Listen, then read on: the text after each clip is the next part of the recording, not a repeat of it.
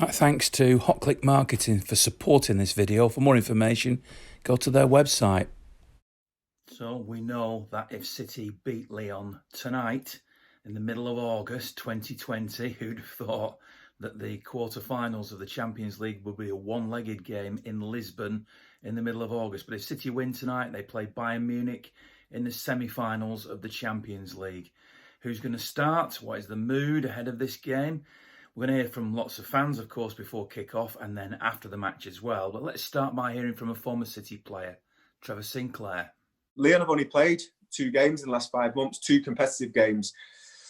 So I think that will probably going out in Manchester City's favour for me, because I think, playing games and being sharp and getting into that winning mentality is really important for that momentum, and they don't seem to have it at the moment. They're so good, the City players, technically, and they obviously work very, very hard with their patterns. They've got so many different patterns of play which they try and execute in games.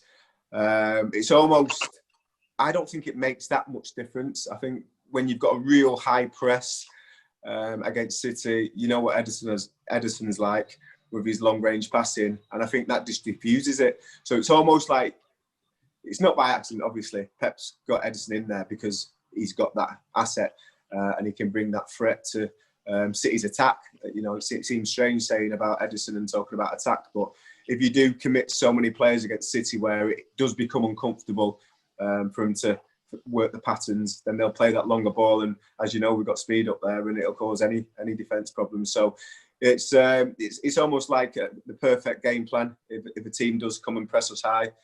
But no, I'm confident that they've got kind of the answers to deal with most scenarios on the pitch, and it doesn't really matter whether the crowd are there or not. We congregate in a pub in the centre of Basel, and we have our own allocation. We actually call it our little stand. So it's a little bit different under the COVID situation.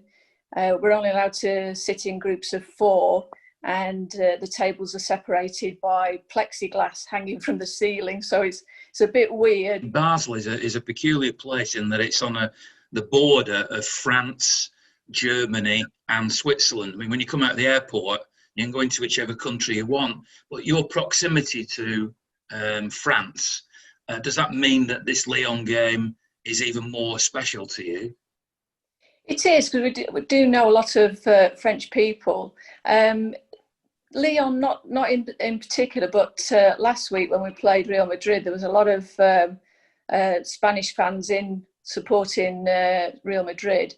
But yeah, any competition with different countries always has a special connection. I exist within this bubble back home in Manchester of very pessimistic City fans who, they're part of the old school, who thinks if something bad can happen, it will happen. So they're all, they're a lot of Eeyores, and that gets into my blood. When I'm taken away from them, I'm slightly more optimistic. It's not based on the fact that we've been brilliant recently, but we've had our off days like against Arsenal. But no, it's blind optimism. Blind optimism. Where are you watching the game then? I'm watching it in a sports bar in Savtat, which is a little, very beautiful resort near Dubrovnik, and I'm going to be wearing my 1955 Man City shirt. And I wear that for 2 reasons. A, it's the best shirt we ever had.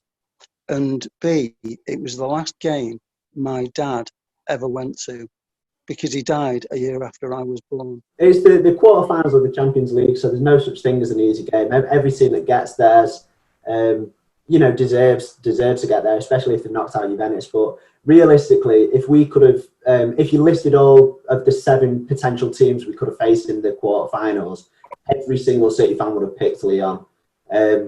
Everyone says, they beat us and drew with us a couple of years ago. Well, they had a different manager at the time. They had that Nabil Fekir up front, who's moved on now. They're a slightly different team. They finished second in the group, which was an easy group anyway. I'm looking here. They've lost 10 games out of 28 in League One in France. They've played 1 competitive game since March, and they got beat. and I know they went through, but they got beat on the night. Even as a pessimistic fan, I'd be incredibly shocked if we got knocked out, but it would be typical City to beat Real Madrid comfortably and then drop a clanger and get knocked out by Lyon in the next round. So I won't count my chickens just yet, but if we can't beat Lyon, then we need shooting, don't we? We should beat Lyon because of how we played the other night, because we've been professional, like I said, since we came back. Out of the two sides, like Lucas just said, we played more football, so by rights, we should be more ready for the game, if that's fair for me to say. But then, as Lucas said, they've got a different manager. They lost Nabil Fekir, he's now gone. But they've still got dangerous players like Cornet, Depay, who for me gets a lot of rubbish from City fans because he used to play for United. But Memphis Depay is a fine footballer. And on his day, from a set piece, or from, outside the box or inside the box, he's a danger man. It's a biggie, isn't it? We get through that, we can start smelling the final, which will be very exciting. But I suppose the biggest frustration is not being able to go. I mean, it'd have been a fantastic trip, Lyon. I've done it before, did it by the train. Obviously, you can't travel, so that's the biggest disappointment of the whole thing. But hey ho. Let's hope we win, and you'll enjoy watching it on the telly. You can't not take seriously a team that puts Juve out, because I was looking at Juve as one of the favourites for this particular tournament. But so I mean, I know talking about the final, we've been talking about the final, but let's take it a game at a time, really. If all goes well, we'll win the tournament, but it's a cup, and one rash moment from Edison, or one dodgy refereeing decision, or one badly timed tackle in the box, and it can all go wrong over one leg. But if everything goes according to plan, we should go through. And I even think that, player for player, I think we're better than Bayern. So I'm confident, really, but not taking it for granted. Evening, Ian. This is Blue Moon 9320 Sports Bar. Getting ready for the game tonight. There's a big screen. It's not yet on, but it will be shortly. Got a few bits of memorabilia around, and so far my father waiting for the big kick-off. We've also got around the bottom all players from various teams who played in the 93-20 season. I've actually got some United and Liverpool players hidden over the side as well. What do we think is going to happen tonight?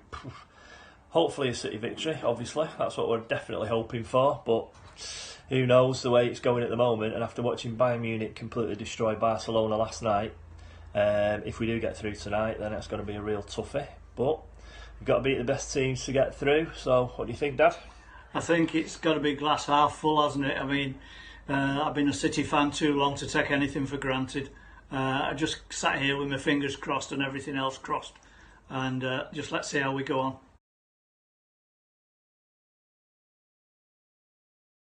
I don't know if I feel like it's sort of a bit of a B team rather than the A team, even though we don't really have a B team, because, that's what I mean. I don't want to open myself up to the wrong thing. But I just sort of feel, with Bernardo on the bench and Silva, I just sort of think we should play our strongest side. And I think that certainly Silva, David, is, one of our strongest players. So I think he's just probably gone with the team that he feels that those particular players can get the better of their players. Obviously, we spoke pre-match, and I think that that's what I thought would happen in my mind, really. I didn't think we were a strong enough side to start with, and it played out as I thought it would. I didn't think we had enough creative players in the team. We had a lot of strength, and we've spoke about that before on other podcasts, when sometimes we need that physical strength. Individually, some players played outstandingly, including Walker. who very much established a physical strength within that game, which was fantastic. And I think that Sterling outplayed himself amazingly in a good way. You know, he was everywhere all over that pitch, and unfortunately that miss will be in his memory for the rest of his life. And I think Cancelo also individually had an amazing game, but I think some players had a very poor game. You know, there were players on the pitch to do a specific job, including Jesus. You know, he's there to score goals, and I think from my recollection he just had that one chance, you know, that didn't go through anyway. And I think if a defender isn't defending very well, he'll be taken off the pitch quite quickly, or he'll be replaced in other matches.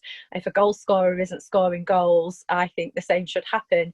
You know, I don't think you should just keep giving chance after chance after chance for somebody that isn't doing their job. We needed goals tonight. We needed them quickly. Whenever we go behind as a team, we never do very well at clawing our way back, even though we have done that before and have won matches from being behind.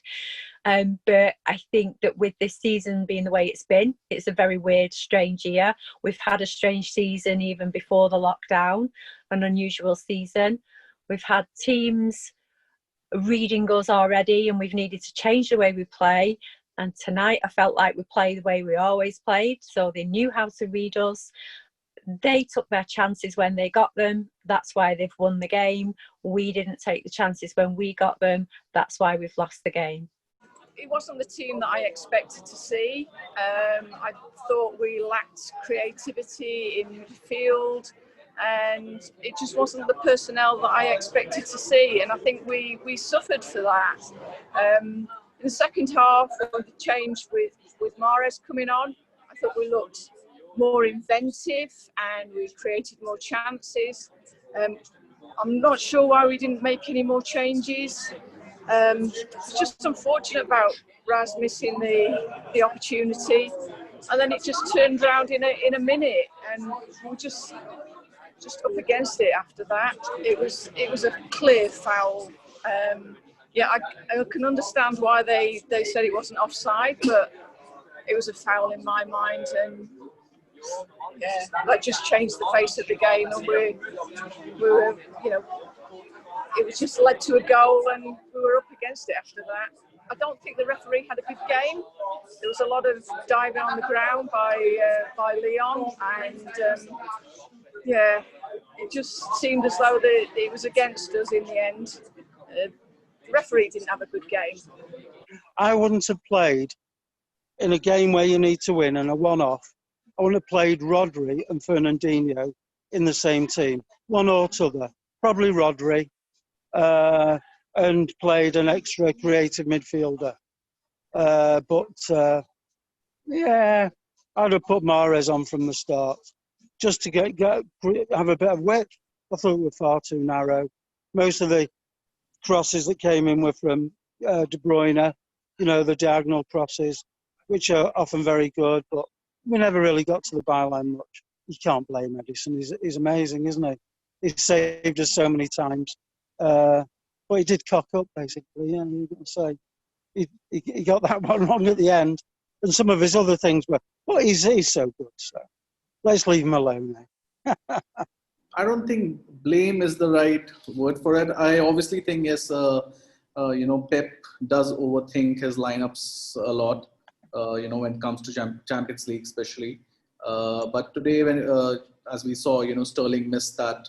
You know, that goal from 5 yards, and you know, even Gabriel Jesus missed a pretty you know, simple goal. So I don't think the blame is entirely on Pep, but yes, I mean, definitely we should have started better. I think that affected us the most. We played a very defensive game. We should have had maybe Foden on the pitch, or maybe you know, Mahrez starting. So I think that really affected our mentality. I think it all trickles down from the manager. The manager's playing a defensive game, so the players also start thinking defensively.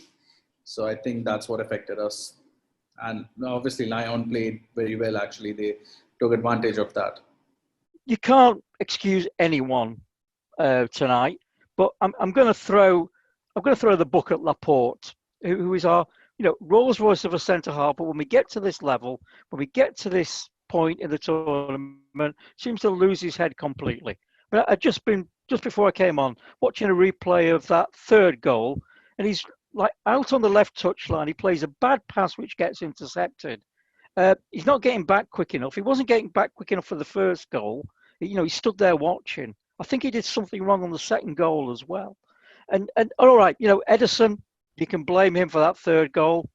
Sterling's miss at 2-1. I mean, that basically killed the game, didn't it?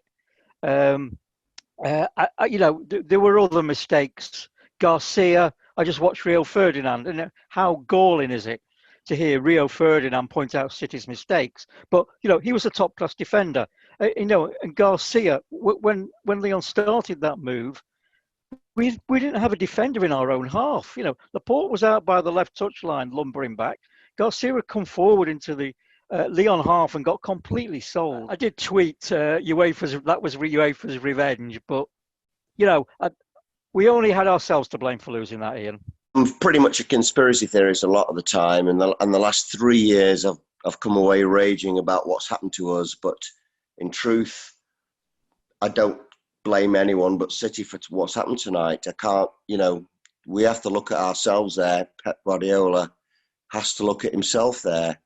Personally, I'm a big no when it comes to Rodri, Gundogan both starting at the same time. I've certainly got personal preference as to one of those two players, which, you know, everyone can argue about those two all night.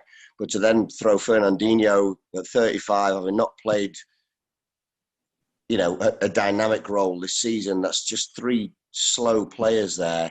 And I just felt like we were giving up the centre circle from the word go. And I felt like normally if Pep has a plan and it's not going right, he's on the touchline gesticulating and shouting at individuals. And he spent most of the first half tonight just throwing his hands up in the air. And I don't understand what was going through his mind, if I'm honest. Tonight, I thought we were very negative in certain areas. The aim was always to catch us on the counter-attack.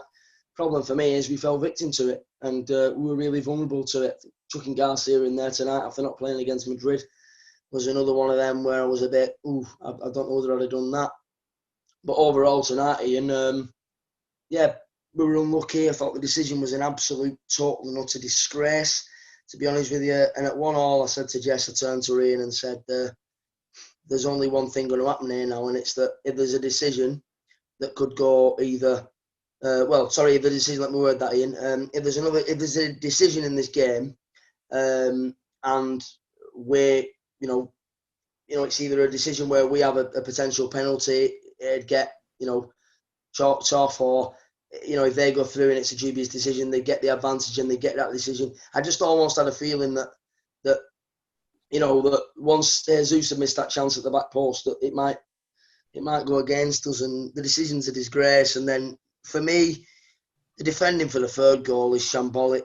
Ball again, you know, eye line, caught napping. Understandable that the players are deflated and upset because, you know, the second goal, like I say, has come from a disgusting decision, and I can understand why the players are deflated. But you've got to remain professional here for 95 minutes. Most of the fans shocked at the line-up.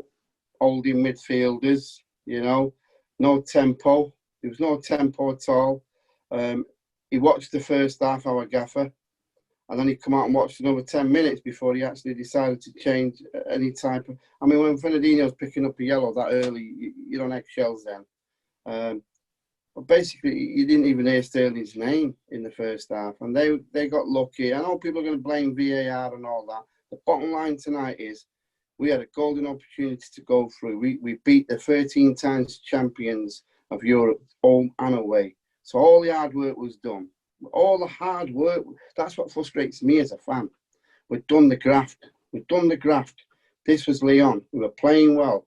They've been diabolical in their league, but they, you know, and to add injury to insult, a United player, ex-United player, scoring goals. Come on, man. What's going on, Pep? Pep needed to change that quite rapidly. The minute we conceded, it had to be changed. You know, David Silva was 6 minutes to come on. What's he going to do in 6 minutes? I know we call him a magician, but Jesus, in 6 minutes, he's not going to do much. So I'm quite annoyed, like most City fans. But then we're old-style City fans. We'll get up in the morning, brush ourselves off, and off we go again. Next season will be here before you know it. And we'll forget this. But I think Pep may be going to Barcelona. This is just me. I think Pep's on his way to Barcelona. Some honest views from City fans then to finish the final vlog of the season, the final game of the season, as City go out in the Champions League to Lyon, a result that not many people would have expected. There'll be a podcast that we'll do, the Forever Blue podcast, probably be recorded at some stage on Sunday when we'll further debrief this game. But thanks very much for watching, for all your support throughout the season, to my sponsors, to Hotclickmarketing, charleslouis.co.uk, Chartered Mortgage Advisors, and also to the RRG Group. They've been very much valued by me throughout the season, and of course City when they were putting my content on their website throughout the season, which I was very appreciative of.